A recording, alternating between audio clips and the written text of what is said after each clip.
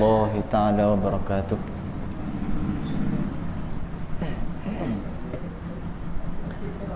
أعوذ بالله من الشيطان الرجيم. بسم الله الرحمن الرحيم.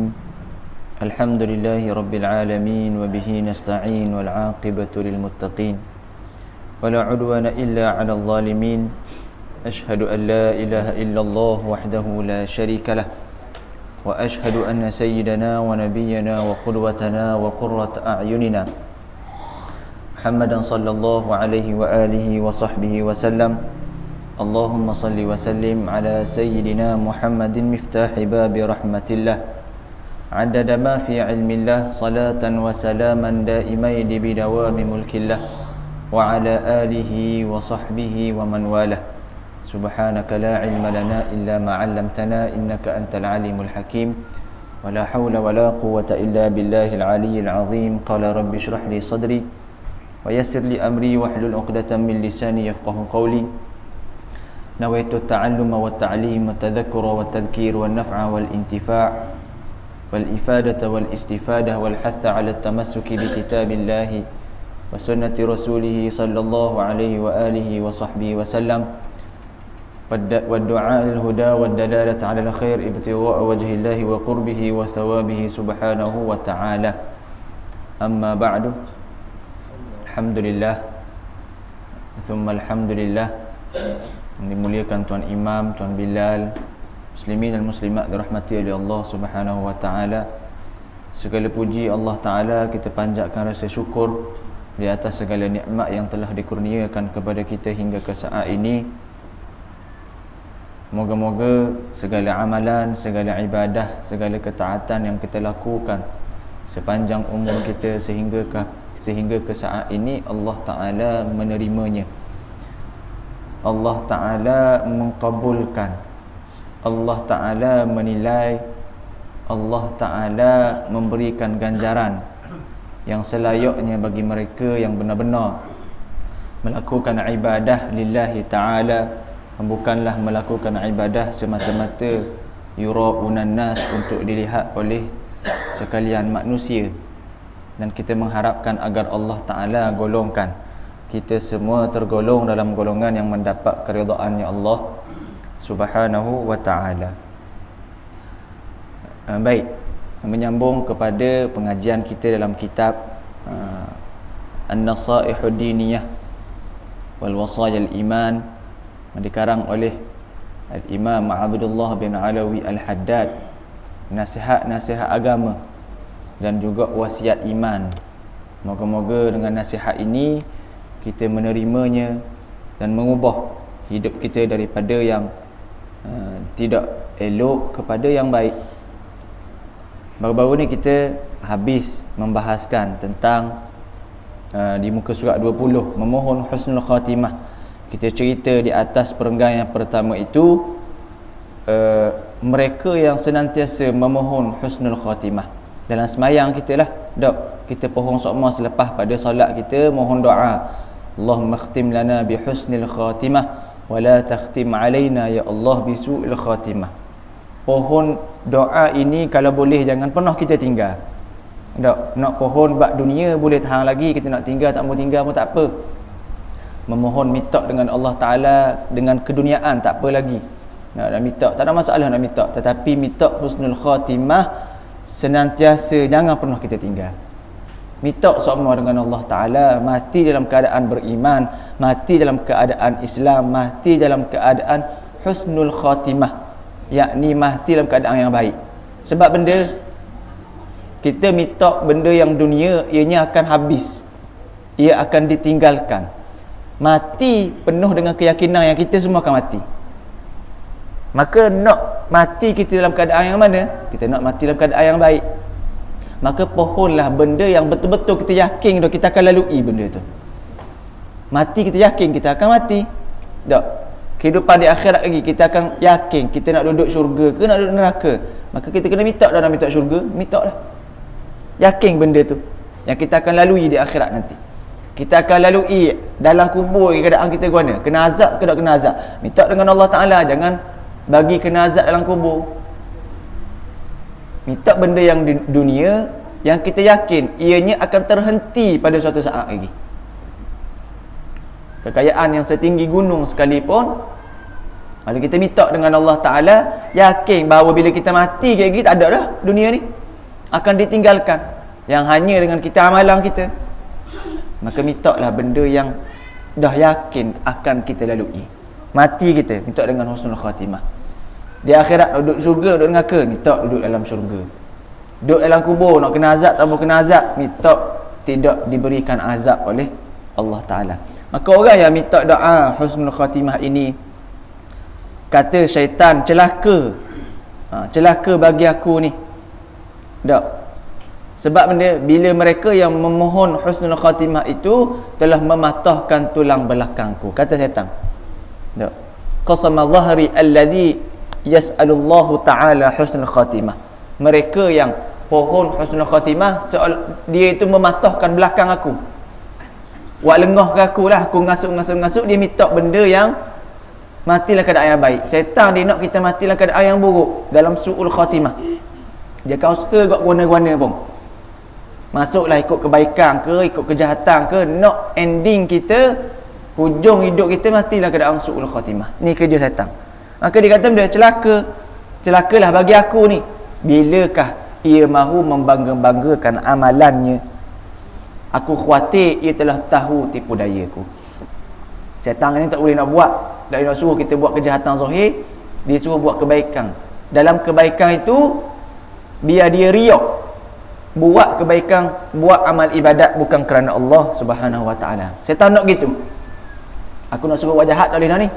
Maka buatlah kebaikan, tapi lah kebaikan tu aku nak membangga dengan membuat kebaikan tersebut. Maka berjaya syaitan. Kita buat amal ibadat dalam keadaan kita sombong.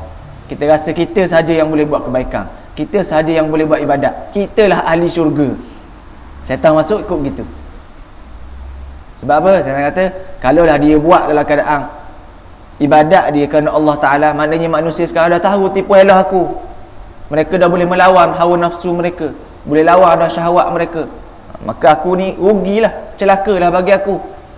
Sebab kerja aku nak meramaikan umat hamba Allah Ta'ala dalam neraka, duduk sekali dengan dia. Syaitan tu kerja dia. Maka kata al-Imam al-Haddad rahimahullahu ta'ala, wa akthir minal hamdi wa syukru lillah ala ni'matil Islam. Hendaklah kepada kita ini memperbanyakkan alhamd, pujian, wa syukur kepada Allah Ta'ala ala ni'matil Islam, kepada Allah Ta'ala atas nikmat Islam yang kita dapat hari ni. Tak, lepas tu kita kata alhamdulillah ala ni'matil Islam wa ala ni'matil iman wa kafa bihima minan ni'mah. Syukur kepada Allah Ta'ala atas nikmat Islam, nikmat iman, wa kafa bihima minan ni'mah. Cukup dah dua nikmat paling besar ni yang Allah Ta'ala beri pada kita. Nikmat Islam, nikmat iman, yang akhirnya walaupun kita bermaksiat sekalipun atas dunia ini, Allah Ta'ala akan basuh kita dengan azab api neraka. Tak, kita buat maksiat, tak semayang, tak mengaji, tak puasa fardu, tak buat kefarduan yang Allah Ta'ala suruh kita buat, kita tak buat. Tapi kita masih lagi Islam, masih lagi beriman dengan Allah Ta'ala, yakin Allah Ta'ala itu ada, yakin kepada Nabi, iman hari akhirat itu memang pasti akan ada, cuma ia malas semayang. Akhirnya di akhirat kena benda, kena azab oleh Allah Ta'ala, masuk dalam neraka, dibakar sungguh-sungguh. Berapa lama? Cukup tempoh yang ditetapkan oleh Allah Ta'ala. Akhirnya dia gimana pula? Masuk ke dalam syurga Allah Ta'ala. Sebab apa? Dia mati dalam Islam, mati dalam iman. Walaupun iman dia seberat zarrah sekalipun, tetap akan masuk dalam syurga Allah Ta'ala di akhir sekali lagi.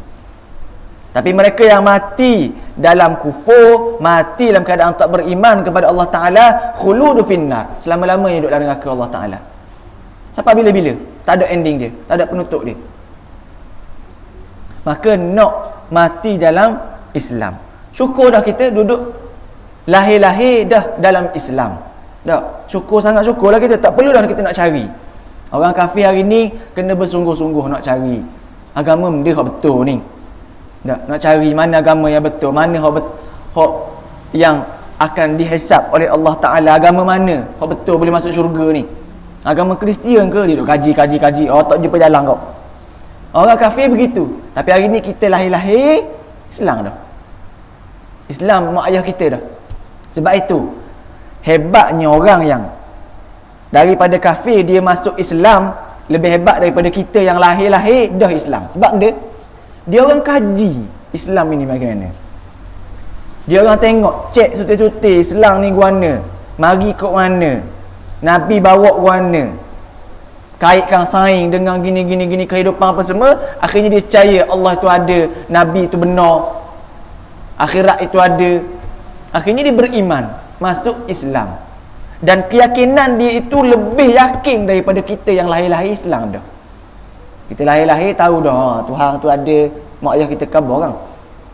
Tak. Kita agama Islam, kena semayang gini. Mereka kaji, apa kena semayang? Dia orang kaji. Apa Nabi suruh gini, Nabi suruh gini. Cek. Oh, ada kaitan dengan gini, kehidupan gini. Maka keyakinan mereka masuk Islam melebihi kita yang lahir-lahir masuk Islam. Tapi bersyukur pada kita. Tak perlu dah nak cari agama yang benar. Inna dina 'indallahi al-Islam. Agama Allah Ta'ala itu agama Islam. Lahir-lahir Islam dah. Lahir-lahir beriman dah kepada Allah Subhanahu wa Ta'ala. Bersyukur sangat-sangatlah kita ni. Fa innaha a'zamun ni'ami wa akbaruha. Dan sesungguhnya nikmat Islam ini adalah nikmat yang terbesar. Fa innallaha law a'ta ad-dunya bihadzafiriha. Ini bahasa Arab lah, sebab sedap pun kalau baca bahasa Arab ni. Bahasa Melayu ni kadang tak jumpa cari makna yang comel dia. Tapi kita baca bahasa Arab dulu. Fa innallaha law a'ta ad-dunya bihadzafiriha 'abdan wa mana'ahu al-Islam lakana dhalika wabalan 'alaih. Kalaulah ditakdirkan oleh Allah Ta'ala, sungguhnya Allah Ta'ala, nampak kan perenggang dia tu kan? Kalau tak sama pun kita terjemah ni sama makna je lah, baca lah situ. Kalaulah Allah Ta'ala a'ta ad-dunya, beri dunia bihadzafiriha, dan seisinya, wi dunia, wi belaka, benda dalam dunia ni kita dapat belaka, kepada seorang hamba, abdan wa mana'ahul Islam. Allah Ta'ala beri dunia dan seisinya kepada seorang hamba ni, tapi Allah Ta'ala tak beri Islam pada dia, tak beri nikmat Islam. Lakana dhalika wabalan alaih. Sesungguhnya itu adalah musibah yang terbesar bagi dia. Tak? Sini kata benda. Kepada sama tapi tidak boleh dikuningi Islam, saya menjadi bencana, musibah kepada kita, bala, wabalan alaih, bala ke atas dia tu. Dah dapat dunia belaka dah, tapi bukan Islam. Sebab dia di akhirat lagi dia akan dibakar oleh api neraka selama-lamanya. Sia-sia dia dapat semua benda atas dunia sekalipun, tapi tak ada Islam. Walau a'tahul Islam wa mana'ahu dunya lam yadurruhu dhalik. Tetapi kalaulah diberikan kepada seorang hamba tersebut Islam, tapi dihalang, wa mana'ahu ad-dunya, dihalang untuk dia dapat dunia. Dia Islam, tapi duduk dunia ni tak ada sekeping habuk dunia ni, ada benda ni, tak dapat benda pun. Tak ada nikmat langsung hidup atas dunia ni. Dia kata baik aku mati, macam gitu. Dia Islam, tapi dunia tak dapat sekeping habuk pun pada dia. Lam yadurru dhalik, tak beri mudarat pun pada dia. Sebab dia di akhirat kegi dia akan masuk dalam syurga. Walaupun dia Islam, dia tak semayang. Dia tak semayang sebab malah dia, bukan dia tak semayang sebab juhud. Maksudnya dia kata tak wajib semayang ni. Kalau dia khabar gitu, hukum dia kufur, jatuh kafir. Dia tak membenarkan semayang tu wajib. Dia kata semayang tak wajib ni yang semayang . Kalau dia tak semayang sebab dia malah, dia masih lagi Islam, dia fasik. Ni khabar itu kan. Jadi mereka yang dia buat maksiat sekalipun di atas dunia, tapi dia Islam, akhirnya dia akan dimasukkan ke dalam syurga juga selepas pada dia azab. Tapi orang ni seorang lagi diberi Islam, tapi dunia tak ada, lam yadurru, tak beri mudarat pun pada dia, sebab di akhirat lagi masuk syurga juga. Sebab itulah di akhirat lagi ada dua orang. Satu orang ni Allah Ta'ala beri nikmat dia, Allah Ta'ala tidak beri nikmat pada dia. Salah seorang ni Allah Ta'ala tak beri nikmat langsung kepada dia di atas dunia ni, tak ada nikmat dunia lah maknanya. Tak kaya, hidup susah, sakit, sokmo, ujian macam-macam dapat pada dia ni. Tapi dia beriman kepada Allah Ta'ala, dia beramal soleh, Bila dia masuk dalam syurga, dia tak masuk lagi sepenuhnya, hanya jari dia saja masuk dalam syurga. Maka dia kata benda, ya Allah Ta'ala akan tanya, apakah kamu pernah diuji ketika mana di dunia? Musibah yang banyak di dunia. Dia kata, setelah masuk sejari dalam syurga ini, aku merasakan aku tak pernah diuji pun oleh Allah Ta'ala ketika mana di dunia. Nikmat besarnya duduk dalam syurga ni. Baru sejari dia masuk, dia boleh lupa dah kisah silang di atas dunia bawah ni, yang susah payahnya, sakitnya, miskinnya, sebab nikmat satu jari masuk dalam syurga. Seorang lagi Allah Ta'ala berikan nikmat kepada dia atas dunia ni, macam-macam nikmat. Sedunia ni apa yang dia nak, dia dapat. Nak apa saja dapat. Dan dia pun gunakan dunia dengan syahwatnya, buat maksiat, ikut suka hati dia je, rosakkan dunia ini.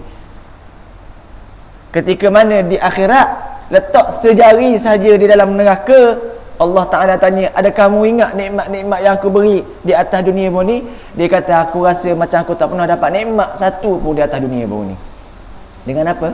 Dengan baru satu jari dia masuk ke dalam neraka Allah Subhanahu wa Ta'ala. Maka tak kisah kita ni tak dapat dunia sekalipun, tapi kita mati dalam Islam, mati dalam iman, mati dalam husnul khatimah, lam yadurruhu dzalik. Cukup dah kepada kita ni untuk tidak dimudaratkan di akhirat nanti. Li'anna al-awwal yamutu fayasiru ila an-nar, wa hadha ath-thani yamutu fayasiru ila al-jannah. Orang yang pertama tadi, dia mati maka dia akan masuk neraka. Walaupun dapat dunia, tapi mati dalam bukan Islam. Duk mana? Duk neraka. Yang kedua, yamutu fayasirul jannah. Walaupun tak dapat dunia, dia mati dalam Islam, dia masuk mana? Masuk dalam syurga Allah Subhanahu wa Ta'ala. Maka kata Al-Imam Al-Haddad, wa alaika, oleh itu hendaklah ke atas kamu, alaika antazala khaifan wajilan min su'il khatimah, ke atas kamu untuk apa? Untuk rasa takut dan rasa cemas, rasa gelisah, mati dalam su'ul khatimah. Ada perasaan takut, sebab kita yakin kita akan mati, dan kita takut kita mati dalam su'ul khatimah. Fa innallaha muqallibal qulub, sesungguhnya Allah Ta'ala itu membolak balikkan hati.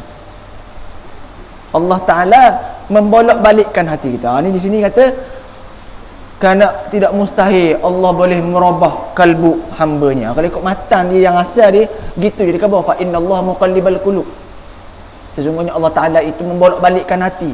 Tapi nampak disyarahkan jadi panjang kan, nampak jadi kerana tidak mustahil Allah boleh merubah kalbu hambanya. Allah Ta'ala boleh rubah hati kita. Sebab itu kita doa sama, Allahumma ya muqallibal qulub, tsabbit qulubana ala dinik wa ala ta'atik. Wahai Tuhan yang membolak-balikkan hati, tsabbit qulubana ala dinik, tetapkan hati kami di, tsabbit qulubana ala dinik, di atas agamamu, agama Islam, wa ala ta'atik, dan dalam ketaatan kepada kamu. Nak suruh duduk tetap dalam ni. Sebab dia, Tuhan boleh bolak-balikkan hati kita. Bila-bila masa saja kita boleh keluar daripada Islam, bila-bila masa saja kita boleh bermaksiat kepada Allah Ta'ala. Maka kita takut tengah-tengah kita maksiat, Allah Ta'ala tarik nyawa kita, maka kita akan mati dalam keadaan dia su'ul khatimah. Fa inna Allaha muqallibal qulub yahdi man yasha wa yudhillu man yasha. Allah Ta'ala ini memberikan hidayah kepada siapa yang dia nak, wa yudhillu man yasha, dan Allah Ta'ala berikan kesesatan kepada siapa yang dia nak. Kerja Allah Ta'ala belaka. Hati kita dipegang oleh Allah Ta'ala. Allah Ta'ala nak beri kita sesat sekejap dia sesat. Allah Ta'ala nak beri hidayah pada kita, sekejap je kita berubah daripada ahli maksiat yang memang tak ada pernah buat amal ibadat. Allah Ta'ala nak pusing, nak beri hidayah suruh jadi molek 360, pusing sekejap je. Bok ditarik nyawa, mati dalam husnul khatimah, mati keadaan dia bertaubat kepada Allah Ta'ala. Allah Ta'ala terima taubat dia. Maka kita ini takut, kita istiqamah, kita ibadat sungguh-sungguh, Mati kita guana lagi. Kok mati dalam keadaan kita tengah hasad deki pada orang. Mati dalam keadaan kita tengah buka aib orang. Mati dalam keadaan kita tengah duk cakap ya bukan. Mati dalam keadaan kita tengok benda yang diharamkan oleh Allah Ta'ala. Mati lawan mana? Mati dalam su'ul khatimah. Maka kita takut. Walaupun kita dah semayang bang ni, sekomah ngaji, semayang sunat tak tinggal, maka takut hujung sekali tu guana keadaan kita. Maka kena doa sama, yahdi man yasha. Allah Ta'ala lah yang berikan hidayah. Bahkan Nabi sendiri pun tak boleh beri hidayah pada orang. Nabi tak boleh pilih. Allah Ta'ala sebut dalam Al-Quran, innaka la, apa gatal kat hidung, innaka la tahdi man ahbabta. Ada tisu tak? Sesungguhnya Allah Ta'ala, innaka la tahdi man ahbabta, Allah Ta'ala tak akan beri kamu wahai Muhammad, sesungguhnya kamu wahai Muhammad tak boleh beri hidayah kepada orang yang kamu cintai. Kalaulah Nabi boleh beri hidayah pada orang yang dia sayang, maka umat Nabi Muhammad tak ada seorang akan jadi kafir, tak ada seorang akan yang buat maksiat. Sebab apa? Sebab Allah Ta'ala beri hidayah. Nabi boleh beri hidayah, tapi Allah Ta'ala kata benda, innaka la tahdi man ahbabta, kamu wahai Muhammad tak boleh beri hidayah pada orang yang kamu sayang. Walakin Allah yahdi man yasha, tetapi sesungguhnya Allah Ta'ala yang boleh beri hidayah pada siapa yang dia nak. Maka Nabi ni jadi benda, Nabi ni jadi asbab untuk orang dapat hidayah. Bukan Nabi je, kita sendiri pun gitu. Kita tak boleh nak beri orang hidayah. Tak, nasihat orang, ada orang boleh berubah dengan nasihat kita, melainkan Allah Ta'ala beri hidayah pada dia. Kita nasihat betul dah. Nabi sebaik-baik Rasul yang menyampaikan agama Islam, sampaikan Islam, ada juga orang yang tak ikut. Sebab Allah Ta'ala akan beri hidayah pada dia. Nabi hanya yuqimul asbab, buat asbab tu. Allah Ta'ala kata, pergi sampaikan Islam, tunjuk akhlak orang Islam, sampaikan syariat, sampaikan semayang apa semua. Nabi laksanakan dakwah, ajak orang buat kebaikan, ajak orang.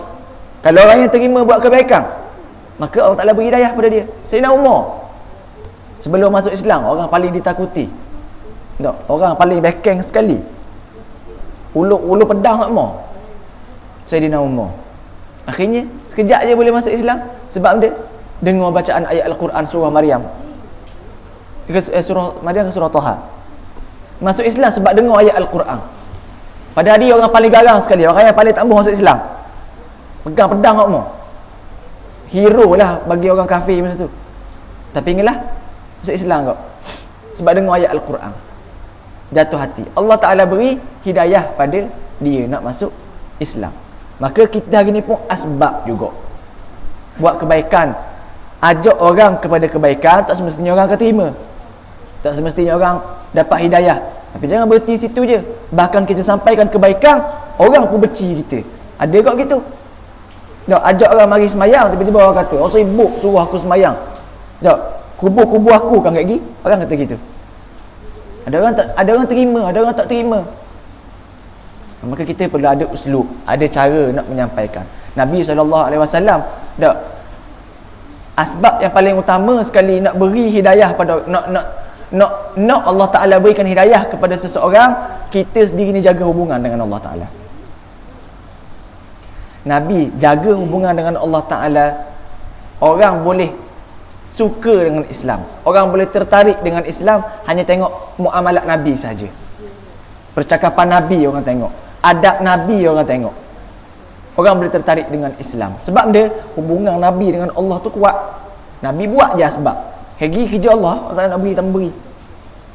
Tapi hari ni ramai mana hak duk cakap bombang sampaikan dakwah apa semua, tapi orang tak boleh ikut, orang tak boleh dengar. Sebab dia sendiri yang sampai tu pun tak jaga hubungan dengan Allah Ta'ala. Dia suruh orang jaga hubungan dengan Allah Ta'ala. Maka gitu.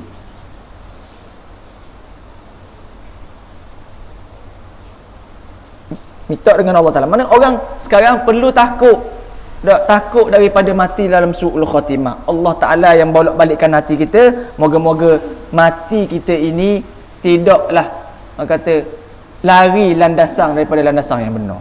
Mati dalam keadaan husnul khatimah. Wa fil hadis, dalam hadis Nabi SAW, walladhi. Oh, ni siap tambah ada doa pula. Allahumma ya arhamar rahimin, nas'aluka bi nuri wajhikal karim anta tawaffana muslimin wa anta alhaqna bis salihin fi afiyatin ya rabbal alamin. Apalah doa dia? Ya Allah, ya Tuhan pengasih dari sekalian pengasih, kami mohonmu dengan cahaya wajahmu yang mulia agar engkau wafatkan kami sebagai orang-orang muslim. Amin. Kemudian dampingkanlah kami bersama-sama para salihin dalam keadaan selamat dan sentosa, wahai Tuhan seru sekalian alam. Amin ya rabbal alamin. Minta dengan Allah Ta'ala. Maka dalam matan ni tak ada ni.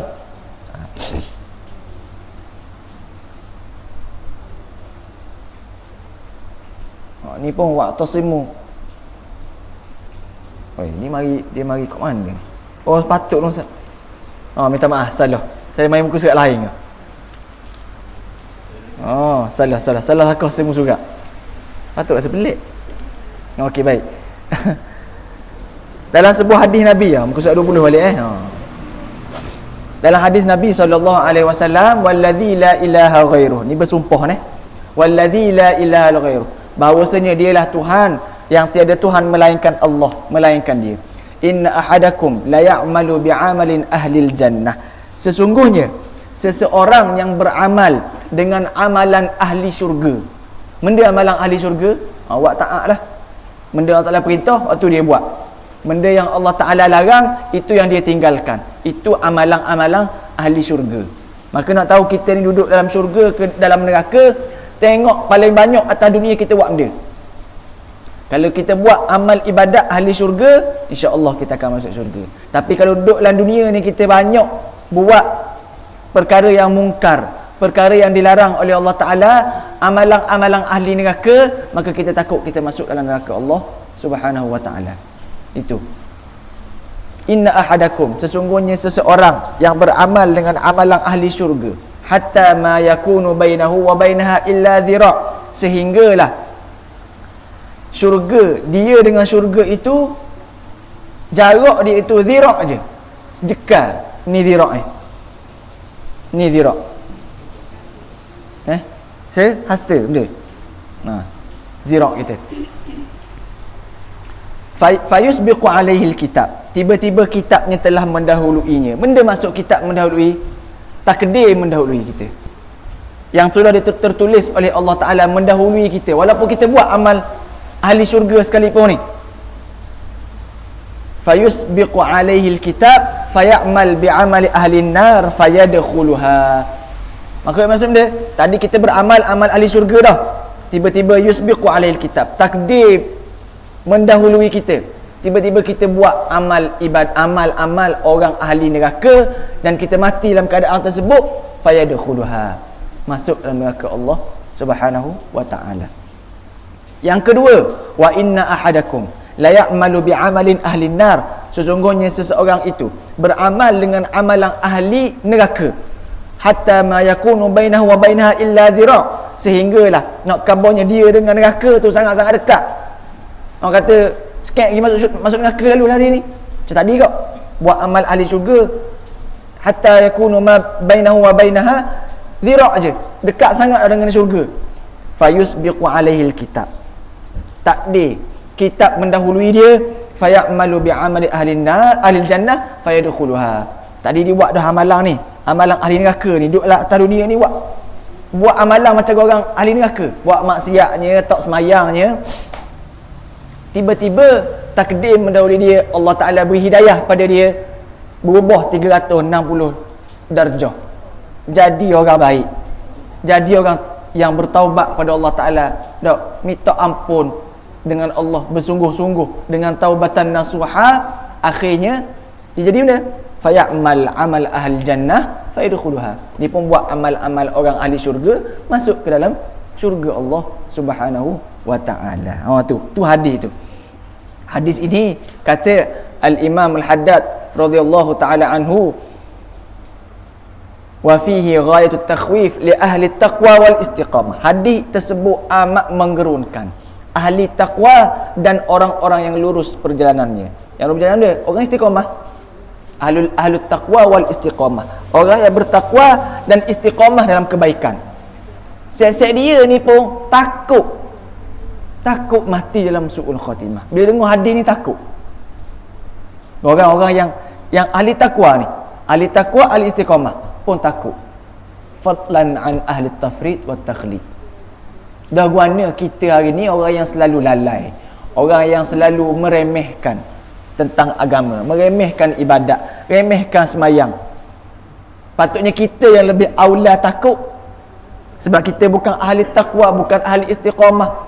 Tak, tiap hari ada juga dosa yang kita buat. Sepatutnya kita lebih takut daripada mereka. Tapi mereka nak kabarnya takut sangat-sangat. Wa kana ba'dus salafus salih. Sehinggalah sebahagian salafus salih berkata, wallahi ma amina, sesungguhnya demi Allah, tiada seorang pun akan terselamat dari agamanya kiranya ia akan dipesongkan oleh Allah, niscaya ia akan terpesong. Tak ada orang selamat, dia kata salafus salih. Tak ada orang akan selamat kalaulah Allah Ta'ala nak pesongkan dia, nak larikan dia dari landasan yang betul. Allah Ta'ala akan pesongkan dia. Tengah-tengah ibadat comel-comel tak ada buat dosa, tak ada buat salah. Tiba-tiba sekali tu tengoklah TV semua nampak orang minum arak. Berasa guan ni arak ni, dia kata. Nak teras sekali. Tak. Padahal dah pernah minum arak pun. Tak, dengan semayang tak tinggalnya. Khatam Al-Quran semua. Contohlah dia kata. Tiba-tiba mari hasutan syaitan, tengok dalam TV kata, nampak bijak orang minum arak, kata duk pening-pening mabuk gitu ke apa. Benda rasa yang arak ni, dia kata. Ke rasa macam gaya Red Bull, kata. Dia ada rasa tak tahu, dia kata. Nak rasa lah sekali. Pergi beli 7ED tu di London. Beli arak seting. Dia pun minum. Gong. Oh, gini rasa dia. Tak apa, dia kata dah tahu dah haram, tapi nak tahu rasa je. Minum. Tak keluar pada 7E, nak balik ke kereta dia, nita jalan berlanggar, accident. Dia pun mati. Matilah keadaan dia minum arak tadi. Duk mana keadaan dia lagi? Duk neraka lah, kena azab oleh Allah Ta'ala. Mati dalam keadaan su'ul khatimah. Kecuali kalau dia mati dalam keadaan tak beriman, tak Islam, baru duduk lama-lama dalam neraka. Tapi ni dia azab lagi, di akhirat lagi. Mati dalam su'ul khatimah, dia azab oleh Allah Ta'ala, duduk dalam neraka dulu. Kalaulah masih lagi ada iman dalam hati dia, lepas pada kena basuh. Kena basuh bukan basuh dengan air, kena basuh dengan api. Kena basuh dengan api, barulah masuk dalam syurga Allah Ta'ala. Maka nak khabar tadi, orang yang istiqamah, ahli taqwa pun takut, dia tak tahu warna ending dia, warna penghujung hidup dia. Allah Ta'ala nak beri kebaikanlah dia dapat. Allah Ta'ala nak pesongkan hati dia, pesonglah dia. Khija Allah Ta'ala belaka. Maka dia takut. Mereka ni semua takut juga. Apatah lagi kita yang memang setiap hari bermaksiat kepada Allah Ta'ala. Qad kana salafus salih. Ada lagi cerita orang-orang salafus salih ni. Setengah mereka pernah berkata, kiranya aku diberi pilih sekejap sebelum tu.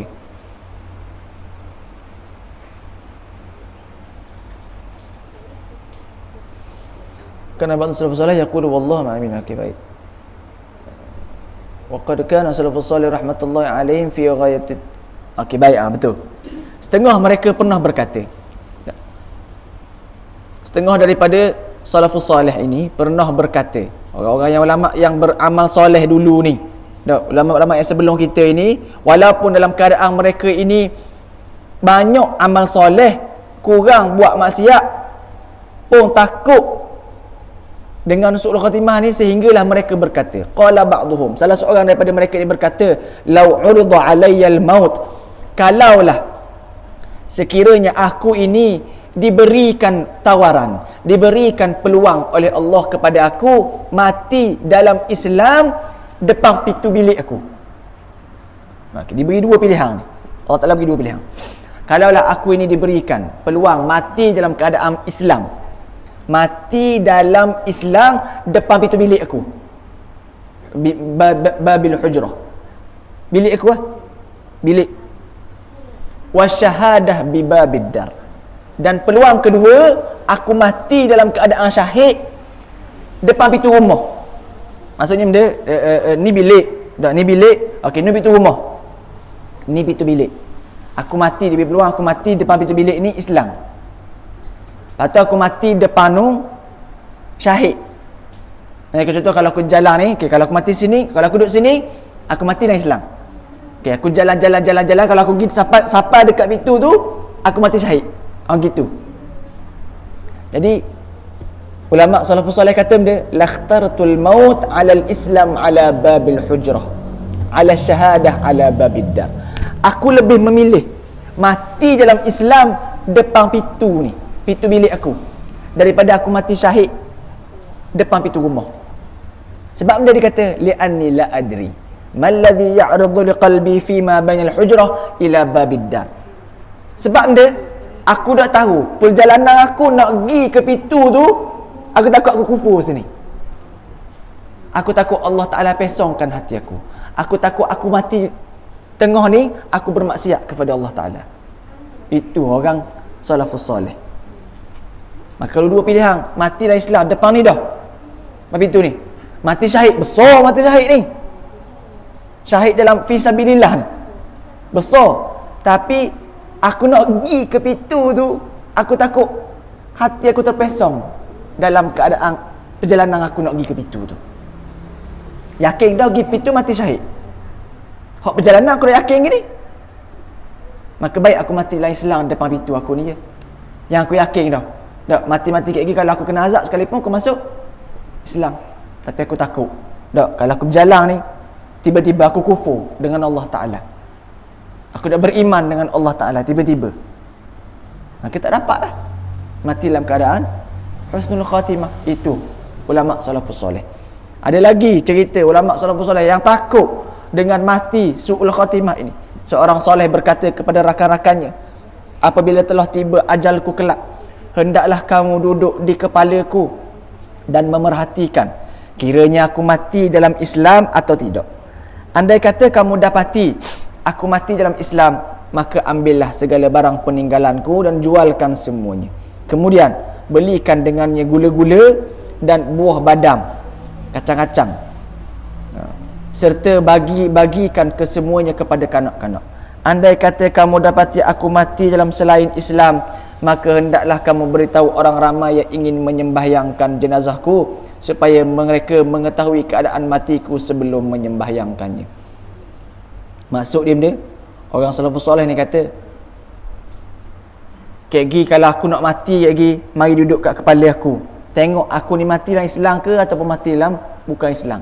Kalau aku mati dalam Islam, segala harta aku tadi tu ambil pergi jual, lepas tu beli hadiah-hadiah ke budak-budak, bagi budak, sedekah budak-budak, nak dapat pahala sedekah kalau aku mati dalam keadaan beriman. Tapi kalau aku mati dalam keadaan selain Islam, mungkin kena khabar lah ke orang lain, kena khabar ke orang-orang yang nak sembahyang. Orang lain tahu kita dalam Islam, kita duduk kat kepala dia ni, tahu yang dia mati bukan dalam keadaan Islam, dia kufur. Contoh, dia tak beriman dengan Allah Ta'ala, dia kata Tuhan tak ada, contohlah. Dia kata aku ni sebenarnya Yahudi, contoh dia kata, aku tak beriman pun dengan Nabi, tak beriman dengan Allah, gini-gini.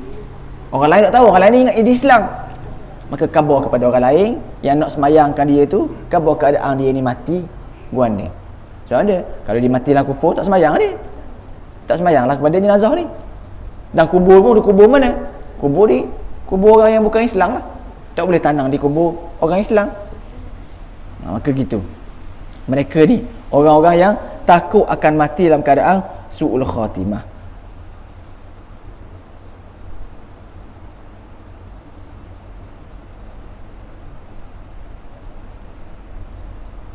Maka sebelum itu, orang soleh tersebut telah mengajarkan rakan-rakannya itu tanda-tanda bagaimana mereka boleh membezakan antara kedua mati itu. Berkata rakannya, setelah orang soleh itu meninggal dunia, aku telah mendapatinya mati dalam Islam, orang tadi. Maka ia pun melaksanakan wasiat orang soleh itu dengan bersedekah kepada kanak-kanak. Cerita-cerita yang sama dalam hubungan ini memang banyak sekali dan sudah termasyhur pula, dia katanya.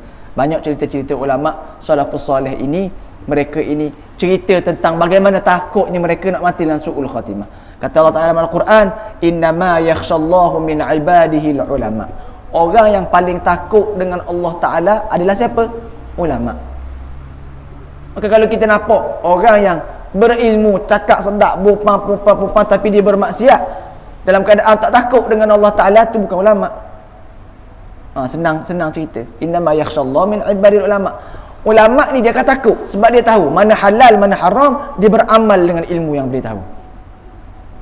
Tapi orang yang ada ilmu tapi tak beramal, dia bukan ulama. Dia popa cakap orang, beri nasihat pada orang, jangan buat tu, mari semayang, jangan tinggal solat 5 waktu. Dia tak semayang subuh, dia tak semayang 5 waktu, dia buat maksiat, dia berzina, dia minum arak, dia curi. Dia bukan ulama. Sebab dia tak takut dengan Allah Ta'ala. Dia buat apa yang Allah Ta'ala larang. Dia bukan ulama. Maka gitu.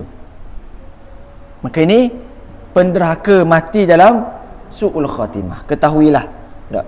Tambah sikit lagi. Wa'lam annahu kathirum ma yukhtam bisu. Ketahuilah bahawa yang selalu mati dalam su'ul khatimah itu adalah orang-orang yang tidak mengambil berat dengan sembahyang fardu. Waliya'udzubillahi min dhalik.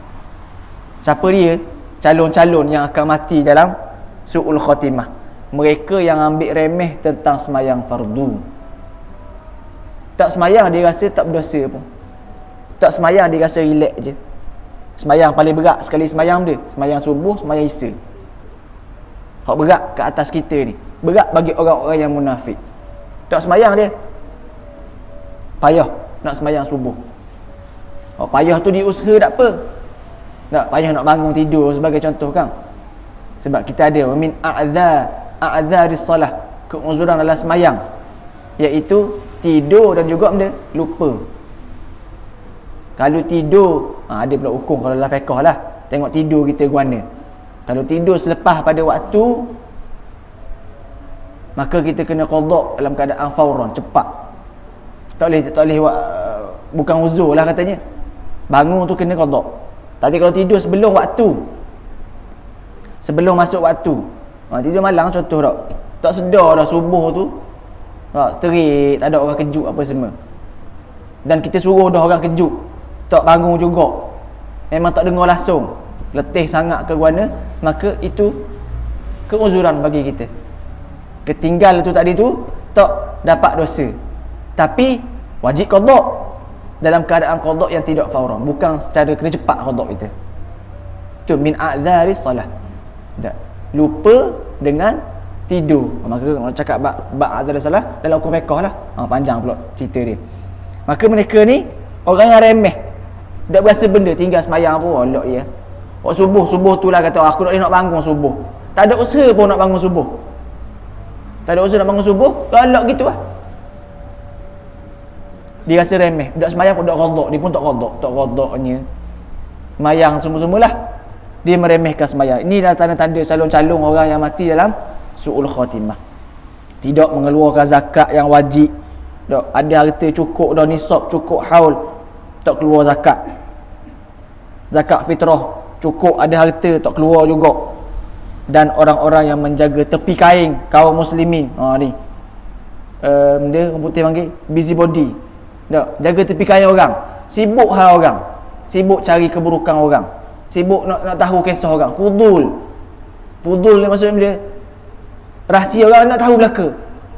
Dia pergi kat orang cerita kabarlah benda apa gini ceritalah pasal ni, ceritalah pasal tu, sibuk cari pasal orang lain, sibuk cari buruk orang, sibuk cari aib orang. Ni orang-orang yang mengurangi timbangan atau cupakan, orang yang nipu dalam nega. Ni mereka juga yang tanda-tanda lah orang yang mati dalam su'ul khatimah.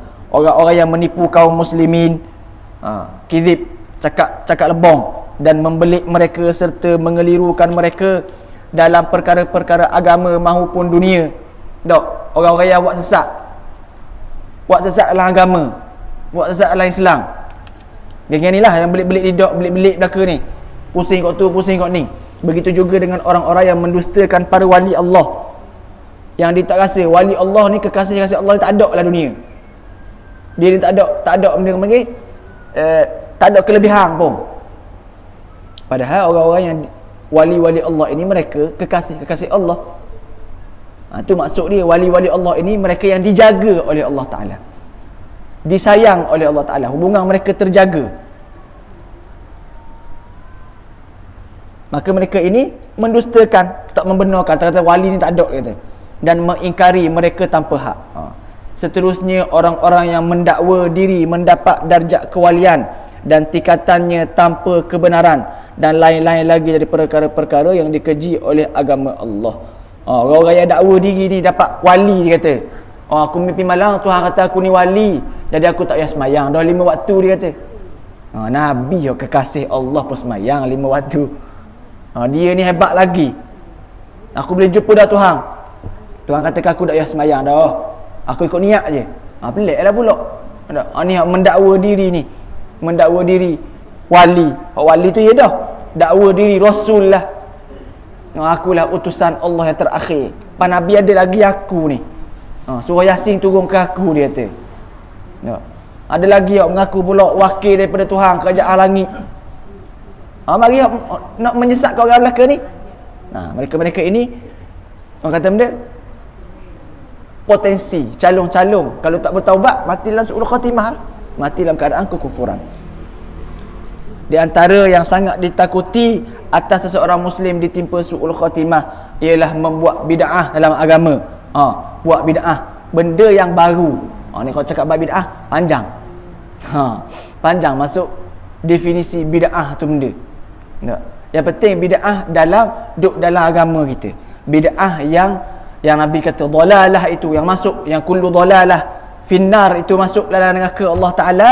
Bid'ah-bid'ah yang terkait dengan syariat Allah Ta'ala, terkait dengan agama. Maka kalau kata bab bid'ah secara lughah, secara bahasa, semua benda bid'ah yang baru belaka, yang tak ada pada zaman Rasulullah sallallahu alaihi wasallam. Tapi ada bid'ah yang terkait dengan syariat, bid'ah itu dibolehkan. Ada bid'ah yang tidak dibolehkan, yang terkait dengan syariat. Sebagai contoh, bid'ah yang dibolehkan, Sayyidina Umar, tak, sebelum ni semayang tarawih tak ada buat pun ramai-ramai, tapi Sayyidina Umar yang buat. Kumpul ramai-ramai, mayang seorang imam, mari ramai-ramai semayang tarawih. Bid'ah tak bid'ah? Nabi tak buat. Nabi semayang seorang-seorang. Bahkan Nabi keluar semayang sekali dekat sejid, tak semayang sekali dekat sejid, supaya dia tak nampak benda itu jadi wajib. Zaman Sayyidina Uthman kumpulkan Al-Quran, tak. Zaman Nabi tak ada kumpul Quran, tak buat apa, cuma tulis atas kayu, semua disimpan dalam dada-dada. Tapi bid'ah ke tak bid'ah? Dibolehkan dalam syariat, dalam agama. Maka panjang kalau nak cerita bab bid'ah ni. Segala benda yang terkait dengan agama ada yang dibolehkan, ada. Imam Nawawi sebut belaka dah. Ada Sayyidina Bilal buat perkara bid'ah tak, semayang sunat lepas pada wuduk, yang Nabi dengar tapak kaki dia dalam syurga. Nabi kata, Bilal muat benda ni, kata aku dengar tapak kakimu dalam syurga. Ada amalan dia yang muat. Kata Bilal, tak ada benda, aku ikut benda yang membuat. Tak ada benda lain yang membuatkan tapak kakimu dah ada dalam syurga. Aku dengar tapak kakimu, aku tanya malaikat, malaikat kata tapak kaki Sayyidina Bilal muat benda. Kata dia, adalah seamalan aku buat ni lepas pada wuduk, aku sembahyang 2 rakaat. Nabi kata, sebab ni. Dan Nabi tak buat apa, tapi Nabi membenarkan. Tu di antara benda-benda yang Nabi membenarkan walaupun Nabi tak buat. Ada perkara-perkara yang orang duk sibuk timbul-timbul isu tu khilafiyah, bukan bab bid'ah. Tak, tahlil, baca zikir kuat, bab khilafiyah. Ada ulama kata boleh, ada ulama kata tak boleh. Ada khilafiyah, ada pendapat masing-masing. Kita hari ni ikut pendapat ulama-ulama. Tidak diharamkan. Tak. Macam orang baca contoh lah, baca Yasin malang qami, biasa orang buat. Dia bukan malang qami, malang Jumaat. Kami malang Jumaat. Dia bukan nisbahkan kepada orang baca Yasin ni Nabi suruh buat. Malang Jumaat Nabi suruh buat ni. Tak. Ambil dalil yang umum, dia hanya buat waktu saja. Aku nak baca Yasin, nak kupur. Malang Jumaat ni malang fadilat. Malang Jumaat malang yang Allah Taala suruh buat banyak ibadat. Jadi aku nak kupur orang supaya buat ibadat belaka, nak buat mana? Aku nak baca Yasin. Yasin Nabi suruh baca. Nabi suruh banyak baca Yasin sebab dia qalb yang boleh menyerikan hati, yang menghidupkan hati kita, baca surah Yasin. Tapi Nabi suruh malam Jumaat baca surah dia, surah Kahfi. Kalau nak tu suruh baca dalam surah ni ramai-ramai, rasa ada orang mari kot, orang tak mau baca belaka. Panjang surah Kahfi. Jadi buat baca surah Yasin. Paling-paling kurang dia ambil dalil umum yang Nabi suruh ngaji, Nabi suruh baca surah Yasin. Dia ambil baca surah Yasin, kumpul ramai-ramai. Bid'ah ke tak bid'ah? Bid'ah. Nabi tak buat kot, Nabi tak kumpul. Kita baca ni kitab tasawuf setiap malam Isnin. Nabi buat tak? Setiap malam Isnin Nabi baca kitab tasawuf. Ada. Tapi perkara yang dibolehkan. Imam Nawawi sebut belaka dalam hadis, dalam syarah hadis, dalam sahih Muslim dan sahih Bukhari. Imam Nawawi sebut belaka dah.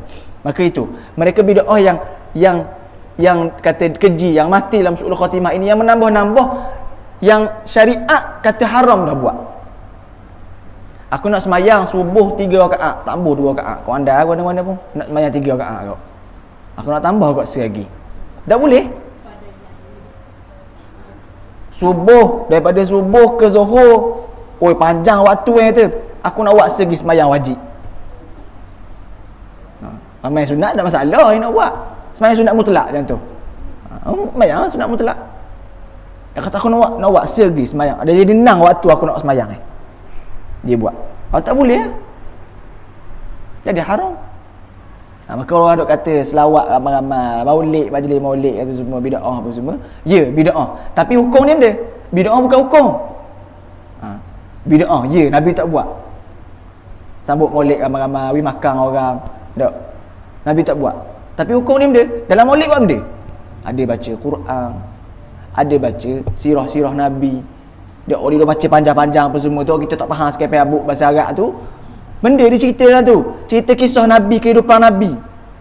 Dia cerita Nabi lepas pada tu dia berdiri lepas pada tu tala'al bad sallallahu alaihi baca apa semua tu. Benda kisah dia lepas pada tu, oh Nabi dilahirkan. Lepas tu tanda penghormatan Nabi dia berdiri. Berdiri selawat gembira dengan Nabi sallallahu alaihi wasallam. Selawat. Nabi suruh tak selawat? Suruh selawat. Nabi suruh baca tak sirah-sirah Nabi? Suruh. Dalam tu ada. Baca doa lepas tu. Nabi suruh baca doa tak? Baca doa. Mohon kepada Allah Ta'ala. Lepas pada tu biasa orang buat tausiah, beri ceramah, beri tazkirah, beri peringatan. Nabi suruh tak? Suruh juga. Cuma dikumpul-kumpulkan, bok jadi satu benda. Nama Majlis Maulidur Rasul. Maka gitu. Itu bid'ah. Bid'ah yang tak boleh, yang langsung melanggar syariat Allah Ta'ala. Tu kau habis terus. Tak? Semayang daripada 5 waktu, dia tambah 6 waktu. Semayang subuh 2 rakaat, dia buat jadi 3 rakaat, 4 rakaat. Dia kata kok boleh lebih. Boleh lebih pahala. Tak? Maka ni bid'ah yang dalam agama ni. Kena faham balik. Panjang lagi kalau cerita betul-betul serutin ni bid'ah ni, definisi dia guna terkait dengan agama, terkait dengan agama apa semua. Panjang. Baik. Demikian pula sambut ngelah demikian pula lah dengan menanam syak dan ragu dalam hati terhadap Allah Ta'ala. Su'udzan billah, sangka buruk dengan Allah Ta'ala, terhadap para rasul dan hari akhirat. Ada syak, ada ragu-ragu dengan Allah Ta'ala.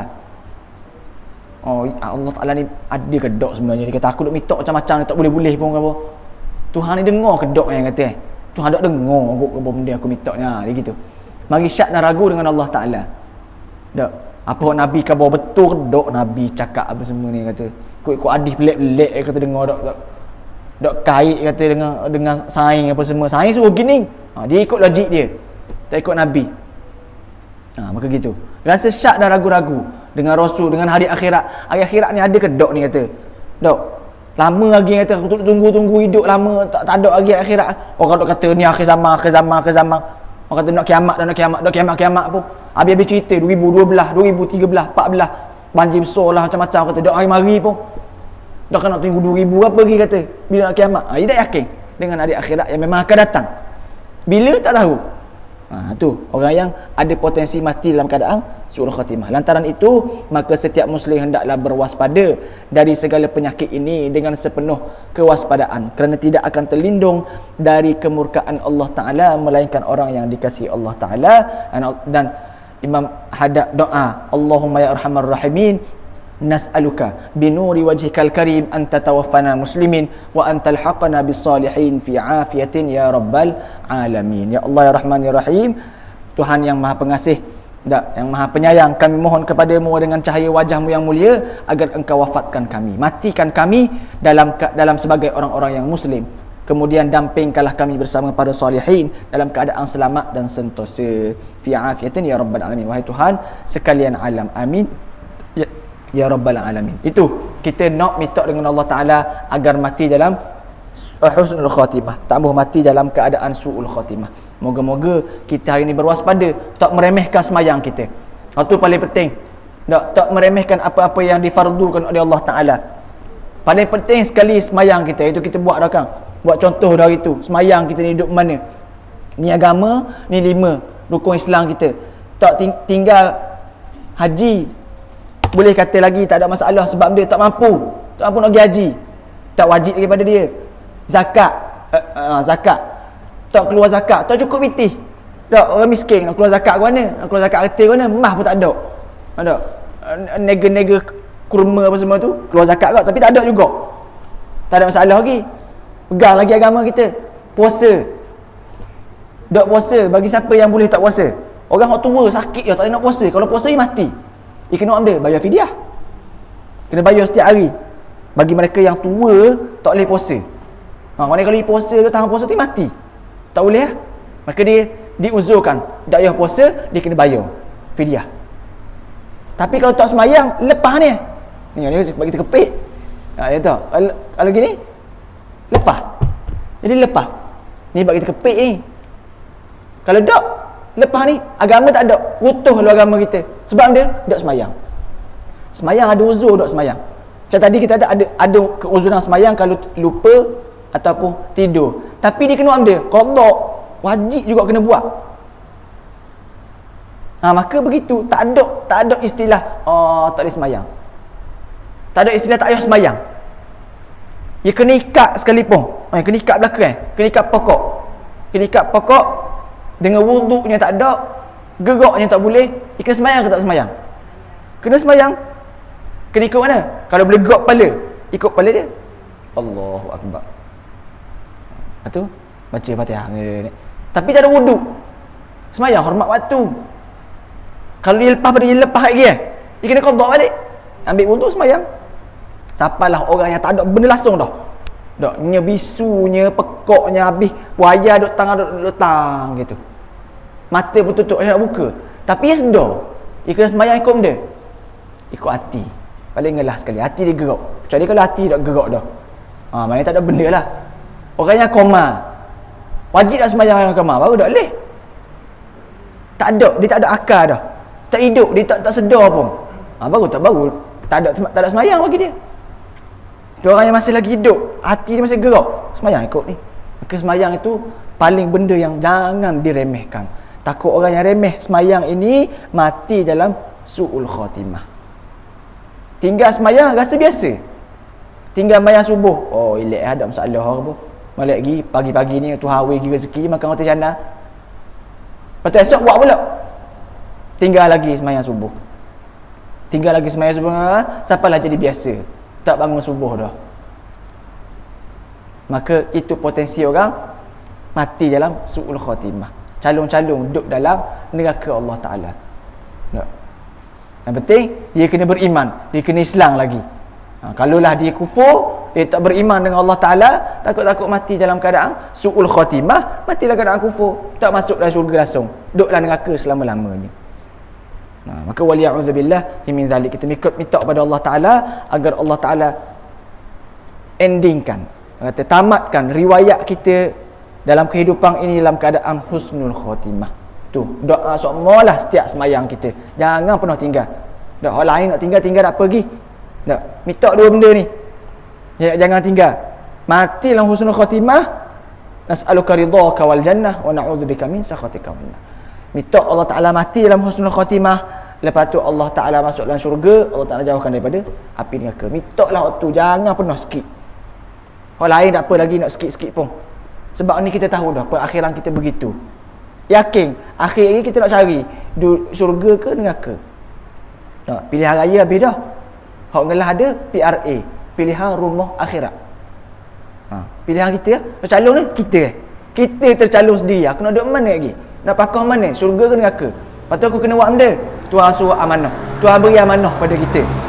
Benda amanah dia ni daripada ujung rambut sampai ujung kaki, amanah kita. Mata jaga jangan buat maksiat, jangan tengok benda haram. Mulut jaga jangan cakap benda bukan. Tangan guna benda yang molek. Tubuh badan sihat, Tuhan suruh benda, buat amal ibadat, buat ketaatan, tu amanah kita. Benda pencegah rasuah masa tu ni benda roket atik. Catat awak tak pernah. Orang nak ulur pitih. Weh sikit malang best sikit. Alih. Hak baik-baik dia catat. Oh buruk-buruk dah dia catat. Kecil ke besar dia catat belaka. Tak ada dah. Amanah dia tak amanah dia dah. Tu pilihan kita. Calon kita nak duduk mana lagi ni? Pilihan rumah akhirat kita, syurga ke neraka. Maka beramallah dengan amalan ahli syurga atas dunia, moga kita dapat syurga di hari akhirat. Wallahu a'lam. Apa yang baik itu datang daripada Allah Ta'ala, apa yang kurang itu datang daripada diri saya sendiri. Bismillahirrahmanirrahim. Allahumma ja'al hadha jam'an marhuma wa tafarruqna min ba'di tafarruqan ma'suma wa la taj'alna fina wa la ma'ana shaqiyan wa la matuna wa la mahruma bi rahmatika ya arhamar rahimin. Allahumma faqihna fid din wa 'allimna ta'wil wa ihdinas siratal mustaqim siratal ladzina an'amta 'alaihim min nabiyyin wa siddiqin wa syuhada wa salihin wa hasuna ulaika rafiqa ya arhamar rahimin. Sallallahu alaihi wasallam Muhammad wa ala alihi wasallam. Alhamdulillah rabbil alamin. Assalamualaikum warahmatullahi taala wabarakatuh. Subhan